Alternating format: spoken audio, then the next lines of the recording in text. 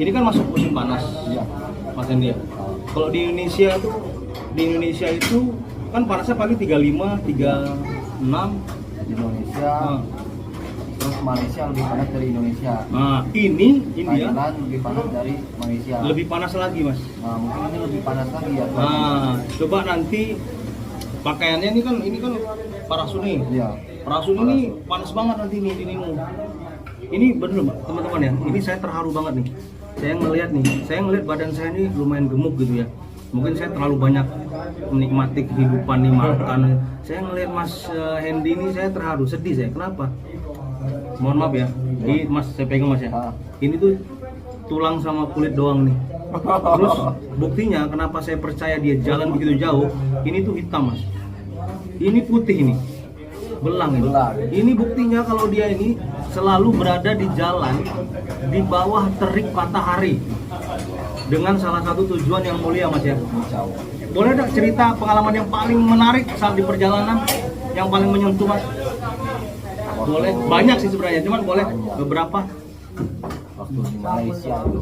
Di Malaysia? Waktu pertama masuk ke Malaysia. Itu kan kita ibaratnya masih awam. Kita menuju ke tempat istirahat, ke penginapan, kita bingung mau istirahat di mana. Oke. Datanglah orang pertama. Bang, ayo. Ngajak? Bang, ayo saya anterin ke tempat istirahat, nanti saya yang bayarin. Oke, hotel. Itu saya tenang, alhamdulillah ada orang baik yang nganter. Tapi di situ dia duluan. Yaudah saya duluan, saya nge-booking dulu. Dia jalan duluan. Oke. Dia jalan duluan untuk nge-booking. Ini di mana tadi? Di Malaysia. Di Thailand. Malaysia. Oh, Malaysia. Oke, Mas. Terus. Nah, dia udah jalan duluan nge-booking, datanglah orang kedua. Oke. Datang orang kedua, Bang, ayo saya nginepnya di sebelah sana aja. Soalnya di area sana jarang ada makanan halal. Beda orang nih. Beda orang yang kedua. Terus? Nah, di situ saya bingung. Mana ini gitu?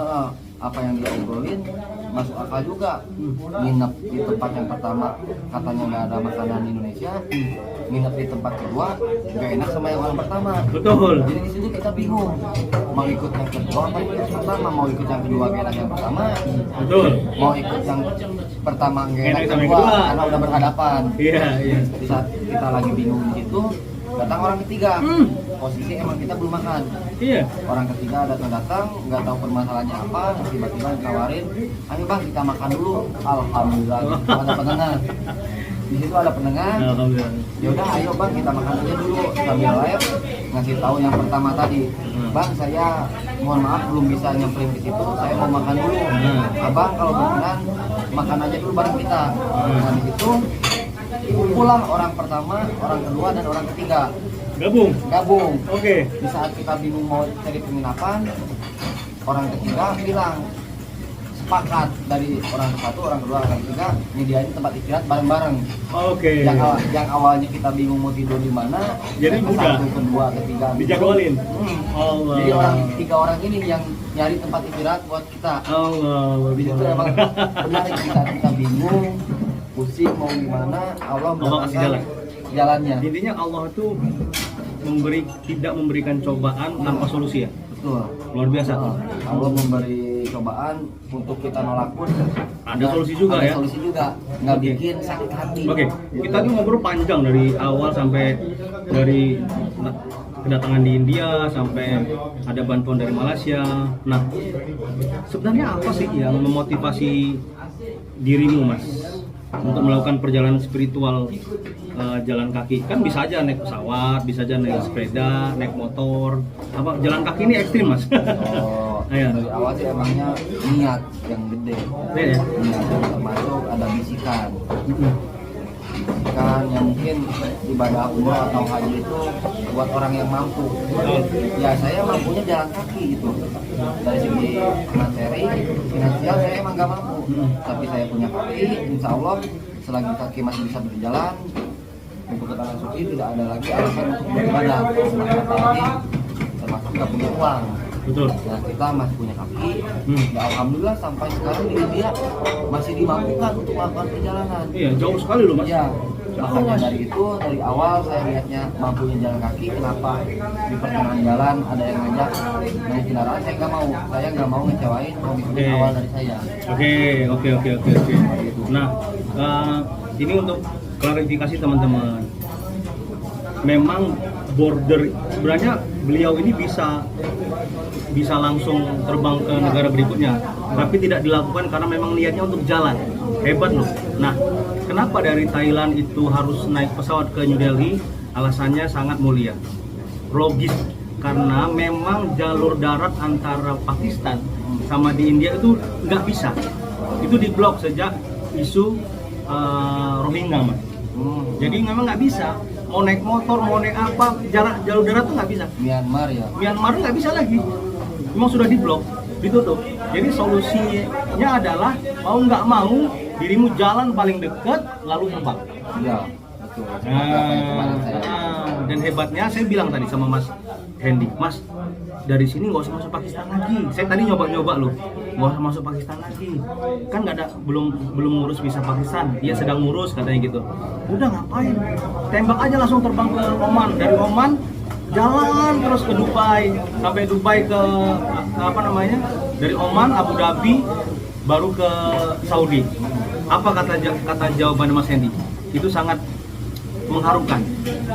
Karena niatnya jalan, dia tetap mau nyampe di India, dia mau jalan sampai perbatasan masuk Pakistan. Karena belum punya visa, dia pulang lagi ke Kuala Lumpur ngurus visa, nanti baru masuk lagi ke Pakistan, jalan lagi. Artinya niatnya bukan memanfaatkan situasi, tapi memang dia benar-benar mau jalan ini orang. Wah, itu yang buat saya, udah Mas, terserah kamu lah, saya pikir tuh. Karena gini Mas, banyak orang-orang yang udah nyampe di Delhi, stuck dia kan, nggak bisa masuk Pakistan, dia terbang ke Oman. Dia Oman baru goes. Ada beberapa orang, ya itu nggak apa-apa juga, karena memang belum nggak bisa masuk kan gitu ya, nggak salah juga. Tapi yang ini lebih gokil, udahlah dia jalan nih ya, bukan naik sepeda nih. Dia memang mau menginjak, melangkahkan kakinya itu di bumi Gandhi ini dengan cara berjalan kaki. Tahu Mas, sekarang itu mulai musim panas. Puncaknya musim panas itu bisa sekitar 1 bulan lagi. Yang saya prediksi, dirimu masih akan ada di... no, thank you. Yang dirimu akan masih berada di India. Bisa 3 atau 4 minggu lagi ya di sini ya. Mungkin ya. Dan itu sudah masuk musim panas, Mas. Itu panasnya sampai 48, 50, 52. Jadi benar-benar dirimu tuh harus udah nggak bisa pakai kayak gini lagi, nggak bisa lagi. Jadi harus benar-benar di ini dipersiapkan dengan baik. Nanti teman-teman kita pantau beliau jalannya, kita selain doa, kira-kira apa yang bisa bantulah ke dia, karena niatnya ini bukan sekedar gaya-gayaan. Kalau gaya-gaya dia udah pulang. Di India tuh nggak enak untuk jalan-jalan, gitu. Untuk jalan kaki tuh nggak enak. Kalau pakai mobil mah gampang guys. Nah, memang niatnya ini gokil, ini orang ini totalitas. Mungkin dia siap mati juga. Nah, kala itu kita doakan dia. Oleh karena itu kita doakan tetap dia oke. Oke Mas, saya untuk penutup nih, kira-kira satu lagi deh pertanyaan aku. Aku ngelihat di Instagrammu itu beberapa kali itu melihat fenomena alam ya, fenomena alam yang sangat menyentuh. Misalkan awan bertuliskan Allah gitu ya, terus ada wajah manusia, ada lagi, dan beberapa kali itu boleh ceritain Mas sedikit Mas. Kalau ibaratnya itu emang mungkin kehendaknya juga udah waktunya, cuma timing sama momen itu pas. Itu sadar nggak tuh waktu itu? Sadar nggak? Enggak, itu pas sadar banyak yang nge-tag. Banyak yang nge-tag di video Bang. Kasih tahu justru? Iya. Saya nggak sadar itu ada kuasa Allah di langit. Cuma itu momennya kan pas, kamu 3 kali berturut-turut. 1 hari, 2 hari, 3 hari berturut-turut. Itu mungkin hendaknya. Cuma ya momennya itu di mana Mas? Di mana itu? Thailand. Waktu semuanya di Thailand? Thailand. Itu waktu jalan sendiri. Oke. Ada awan bertuliskan Allah. Terus kedua orang lagi berdoa. Oh iya, kalau berdoa ini tadi tuh, kalau berdoa satu lagi yang wajah yang kayak lagi bersedih nih. Tapi sebetulnya bukan bersedih itu. Itu menunjukkan tawadu. Jadi ada hikmahnya semua. Terus yang serunya Mas, perjalananmu ini menginspirasi banyak orang, anak-anak muda di Indonesia yang untuk berbuat baik, melangkah untuk tujuan yang baik, nggak mesti harus ke Mekah, tapi menyebar ke seluruh bumi Allah ini dengan tujuan yang baik. Bahkan ada parodi-parodi sekarang ya yang mungkin ngikutin supaya dapat rezeki, ya rezeki mereka ya kan, dengan ngikutin parodi-parodi itu kan ya biarin aja kan gitu menurut saya, dan itu mereka mendapat rezeki dari situ kan ya, dari AdSense dan sebagainya. Saya pikir dampak yang dirimu berikan ke publik itu menurut saya positif ya, positif dan menginspirasi teman-teman, tapi sebaiknya memang harus dipersiapkan karena yang saya salut adalah begini, berangkat haji itu mau dia jalan, mau naik sepeda, mau naik motor, ada beberapa poin yang penting mas. Yang pertama, selain dia kuat secara fisik, pengetahuan, ya kan, pengetahuan tuh dia akan, ilmu pengetahuan tuh dia tahu harus kemana, jalurnya apa, kemampuan berinteraksi setiap negara yang temui. Lalu ada yang lebih penting lagi, persiapan perjalanan itu ya, dokumen, visa. Ini Mas Hendy alhamdulillah dia nggak usah saya tanya, dia paspornya aman, visa ke negara berikutnya aman, nggak bisa masuk dia tahu saya harus ngurus lagi ke negara ini. Jadi itu knowledge-nya sudah ada, ilmu pengetahuannya. Jadi memang bukan sesuatu yang dipaksakan, menurut saya kan gitu. Ada challenge itu wajar lah yang akan dihadapi di beberapa hari kemudian kan gitu. Jadi ini penting untuk dipahami oleh teman-teman yang di lapangan mas, ya kan. Makanya teruslah menyebar kebaikan. Jadi teman-teman bisa kasih semangat buat teman-teman yang khusus yang mau berangkat ke Mekah. Tetap semangat, kembali ke niat awal karena Allah Ta'ala, bukan karena manusia. Semakin kita mengejar dunia, semuanya menjauh, tapi kita mengejar akhirat, insya Allah semuanya akhirat yang perih. Saya yakin itu. Jadi saya ulangi lagi teman-teman ya, kalau kita tujuannya adalah dunia, semua menjauh. Dunia dapat tuh sebagian kecil, tapi kalau kita akhirat karena Allah SWT, dunianya mendekat, akhiratnya juga mendekat mas ya. Oke, teman-teman, mungkin itu aja. Jadi Mas Hendy malam ini kita deliver, kita antarkan dia ke Nizamuddin. Di Nizamuddin ini ada beberapa hotel kecil, tapi nanti terserah beliau. Kita akan ketemukan dia dengan warga negara Indonesia, WNI yang ada di Nizamuddin. Pilihannya di mana terserah, karena dia harus istirahat.